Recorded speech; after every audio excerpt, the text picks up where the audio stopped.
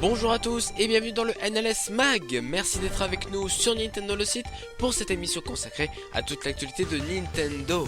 Alors au programme de cette émission, on va faire la petite critique de Mario Tennis Ultra Smash et vous aurez droit à une boîte à pixels qui n'aura jamais aussi bien porté son nom. Tout ceci et bien plus encore sont à venir dans le NLS Mag numéro 9 qui commence maintenant. My body is ready.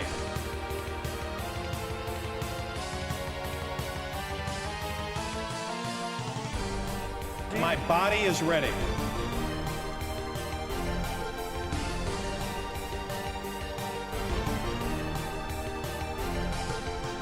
My body is ready. Comme je viens de vous le dire, on commence tout de suite cette émission avec la petite critique de Mario Tennis Ultra Smash, sorti sur Wii U le 20 novembre dernier. C'est un jeu de sport édité par Nintendo et développé par Camelot. On se regarde une petite bande-annonce et on se retrouve juste après. Retrouvez Mario et sa bande dans le jeu de tennis le plus déjanté du monde. Participez à des échanges classiques. Et avec le méga champignon, devenez géant. Et ne faites qu'une bouchée de vos adversaires.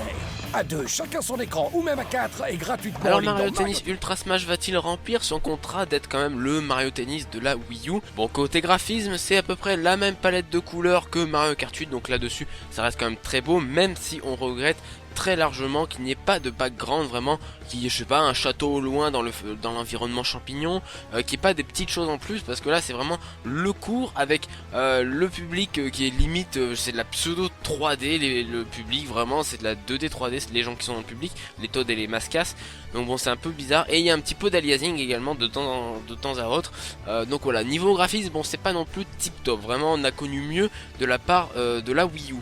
Côté bande sonore, vraiment c'est à la ramasse, vraiment le thème du jeu est repris à foison, vraiment, il y a des thèmes différents je suis d'accord, mais vraiment c'est repris en boucle et en boucle et en boucle, et vraiment au bout d'un moment ça devient très très chiant, et très répétitif et très énervant. Bref, c'est assez énervant là-dessus pour les musiques. Au niveau du speaker, parce que bon il y a un speaker forcément vu que c'est un jeu de tennis, ils ont même pas pris la peine quand même de faire une voix un peu diverse, c'est-à-dire que pour le coup ils auraient pu dire le gagnant est Toad, enfin Toad a le point par exemple, mais là c'est vraiment lanceur à le point, relanceur à le point, bref c'est vraiment des trucs très génériques, ils sont pas fait chier à faire les joueurs et à coder ça, bref franchement ils sont pas fait chier là-dessus. Niveau bruitage c'est pas désagréable mais vraiment c'est pas génial, voilà on a vraiment connu mieux niveau sonore dans un jeu de Nintendo, enfin un jeu Camelot, vous prenez déjà Mario Tennis Open qui je trouve niveau sonore était bien plus avancé. Côté gameplay, Camelot a repris les mécaniques de Mario Tennis Open, ça change pas, bien évidemment, on a toujours les techniques avec le bouton A, le bouton B, le bouton Y qui font des techniques différentes. Le bouton B fait un lifté, c'est-à-dire un petit effet, le A fait une attaque canon, le Y fait une attaque smash et le X je crois fait une attaque arrêtée ou quelque chose comme ça.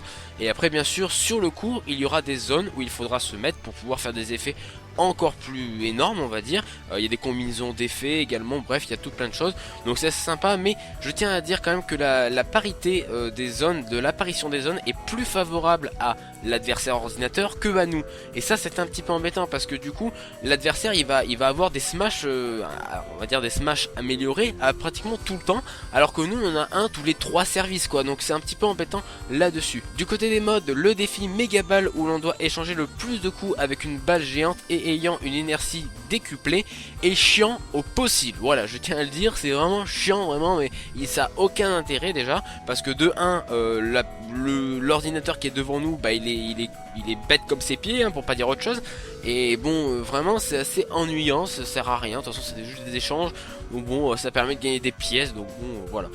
L'ascension des champions quant à lui où l'on doit battre tous les personnages du jeu et même les refaire hein, bien évidemment, offre un poil plus de challenge même si l'on rencontre souvent les mêmes adversaires, c'est assez embêtant là-dessus, mais ça offre un petit peu plus de challenge parce que les adversaires sont en difficulté dure, donc voilà, même en dur hein, ils sont battables, vraiment les ennemis. Hello darkness my old friend. Ensuite la grosse nouveauté entre guillemets de ce jeu c'est bien sûr la transformation en méga champignon qui n'apporte rien du tout à part casser l'action du match tout simplement parce que ça déclenche une cinématique, et aussi à nous désavantager parce que c'est simple, moi j'ai pas forcément envie de prendre le champignon, voilà, j'ai pas envie de le prendre, donc c'est normal, j'ai envie de vous dire.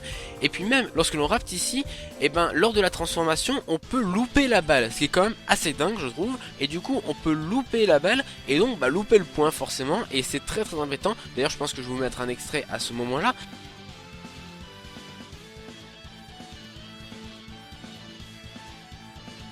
Et c'est très embêtant là-dessus. Le méga champi donc est également placé de façon à ce qu'on l'ait obligatoirement, vraiment le Toad nous lance pratiquement sur nous. Donc c'est un petit peu embêtant là-dessus, mais en même temps il y a un mode spécial méga champignon, et dans le online il y a également un mode spécial méga champignon, donc on peut échapper à ce fameux méga champignon. Du coup du côté du online, assez déçu là-dessus également, même s'il y a quelques petites choses qui sont quand même sympas. Déjà il y a un système de classement comme dans Mario Kart 8 avec des points, et également on peut voir la connexion de notre adversaire, c'est-à-dire je sais pas, le Wi-Fi par exemple, vous savez les barres du Wi-Fi, on peut voir quelle est la connexion du joueur adverse. On pourra voir comme ça si le match est, on va dire, fluide, ou si s'il y a des problèmes ça viendra peut-être de lui, ou aussi peut-être de nous, mais ça on n'en sait pas du coup.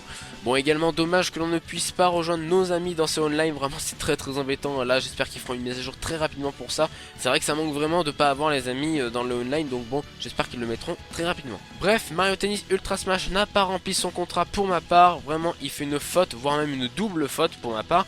Du coup il est quand même sympa à jouer, donc on va pas lui mettre le label de merde, donc on va lui mettre le label de bronze.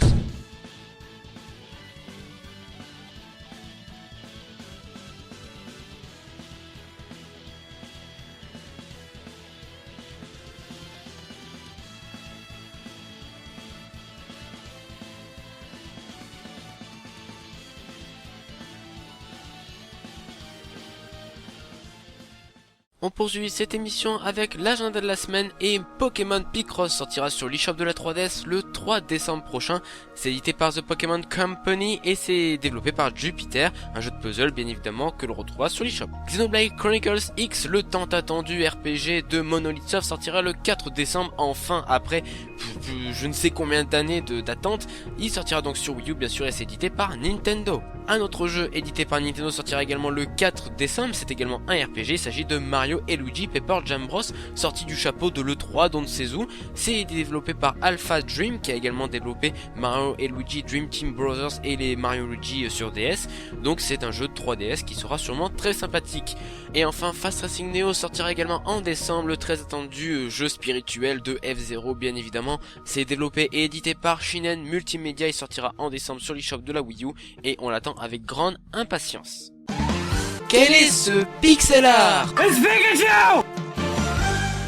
Voilà, cette émission est terminée pour cette semaine. On se retrouve la semaine prochaine pour un NLS Mag un peu plus grand, je l'espère en tout cas, avec les news en bref et la petite critique de Typoman et la petite critique de Electronic Super Joy, deux jeux indépendants sur l'eShop de la Wii U qui sont super sympas et je vous invite à aller les chercher d'ici la petite critique. Je vous dis à la semaine prochaine, et n'oubliez pas que si Metroid Federation Force est autant attendu par les fans de la licence qu'un détartrage dentaire chez le dentiste, c'est grâce à Begen. C'est la boîte Mario!